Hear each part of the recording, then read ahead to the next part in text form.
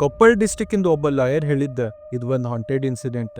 ಈ ಸ್ಟೋರಿ ನಂಗೆ ಅಡ್ವೊಕೇಟ್ ಮಂಜು ಅವ್ರು ತಿಳಿಸಿದ್ದ. ಅವ್ರ ಜೀವನದಾಗ ಯಾವತ್ತು ದೆವ್ವ ಮತ್ತು ದೇವ್ರಿಗೆ ನಂಬಿರ್ಲಿಲ್ಲ, ಬಟ್ ಈ ಇನ್ಸಿಡೆಂಟ್ ಅವ್ರಿಗೆ ನಂಬೋಂಗ್ ಮಾಡ್ತು. ಹೋದ ವರ್ಷ ಅಂದ್ರೆ 2024ದಾಗ ಅವ್ರು ತಮ್ಮ ಡಿಗ್ರಿ ಮುಗಿಸಿ ಬೆಂಗಳೂರಿಗೆ ಬಂದಿದ್ರು ಲಾ ಪ್ರಾಕ್ಟೀಸ್ ಮಾಡಕ್ಕೆ. ಅವ್ರು ಅಲ್ಲಿ ಒಂದು PGದಾಗ ಉಳ್ಕೊಂಡಿದ್ರ. ಆದ್ರೆ ಅವ್ರು ತಮ್ಮ ದುಡ್ಮೇದ ಜಾಸ್ತಿ ಪ್ರಪೋರ್ಷನ್ PGಗೆ ಹೊಂಟೈತೆ ಅಂತ ಹೇಳಿ ಅವ್ರು ಬೇರೆ ಕಡೆ ರೂಮ್ ಮಾಡೋದೇ ಡಿಸೈಡ್ ಮಾಡಿದ್ರು. ಅವಾಗ ಅವ್ರು ಸಿಕ್ಕಿದ್ದ ಅವ್ರ ಸ್ಕೂಲ್ ಸೀನಿಯರ್ ಇಬ್ರು ಸೇರಿ 1 BHK ಮನಿ ಒಂದ್ ರೆಸಿಡೆನ್ಷಿಯಲ್ ಏರಿಯಾದ ಮಾಡ್ಕೊಂಡ್ರು. ಆ ಮನಿ 2nd ಫ್ಲೋರ್ದಾಗಿತ್ತು. ಪ್ರತಿ ವಾರ ಅವ್ರ ಸೀನಿಯರ್ ವೀಕೆಂಡ್ ತಮ್ಮ ಊರಿಗೆ ಹೋಗ್ತಿದ್ರ. ಅವಾಗ ಮಂಜು ಅವ್ರು ಒಬ್ರ ಆ ಮನ್ಯಾಗ ಉಳಿತಿದ್ರು. ಒಂದ್ ರಾತ್ರಿ ಏನಾತ, ಅವ್ರು ತಮ್ಮ ಡಿನ್ನರ್ ಮುಗಿಸಿ ಸುಮ್ನ ತಮ್ಮ ಫೋನ್ ಸ್ಕ್ರಾಲ್ ಮಾಡ್ಕೊಂಡ್ ಕುಂತಿದ್ರು. ರಾತ್ರಿ 1:30 ಆದ್ಮೇಲೆ ಅವ್ರು ತಮ್ಮ ಫೋನ್ ಆಫ್ ಮಾಡಿ ಮಕ್ಕೊಳಕ್ ಹೋದ್ರ. ಬಟ್ 3 ಗಂಟೆ ಸುಮಾರು ನೋಡ್ತಾರ ಆ ಫೋನ್ ಮಂಜು ಅವ್ರ ಮ್ಯಾಲ ಬಿದ್ಬಿಡ್ತ. ಅವಾಗ ನೋಡ್ರಿ ಮಂಜು ಅವ್ರಿಗೆ ಎಚ್ಚರ ಆದ್ಮೇಲೆ ಅವ್ರು ರಿಯಲೈಸ್ ಆಗ್ತೈತಿ ಏನೋ ಒಂದ್ ವಿಚಿತ್ರ ಶಬ್ದ ಕಿಚನ್ ನಿಂತ್ರ ಅವ್ರ ಕಡೆ ಬರತೈತ್ ಅಂತ ಹೇಳಿ.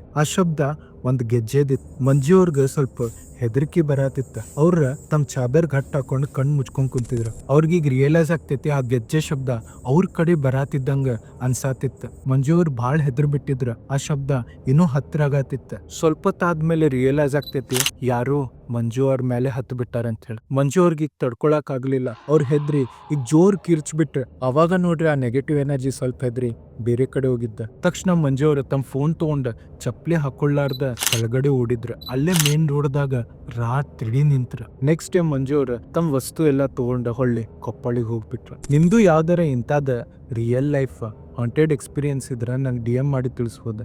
ನಾನು ಸ್ಪೂಕಿ ಸಂಡೇ ಎಪಿಸೋಡ್ದಾಗ ಅದಕ್ಕೆ ಪಬ್ಲಿಷ್ ಮಾಡಕ್ಕೆ ನೋಡ್ತೀನಿ. ನನ್ನ ಸ್ಟೋರಿ ಟೆಲ್ಲಿಂಗ್ ಸೇರಾತ್ರ ಪ್ಲೀಸ್ ಫಾಲೋ ಮಾಡ್ರಿ. ಅ ಕ್ಲಾಸಿಕ್ ವರ್ಡ್.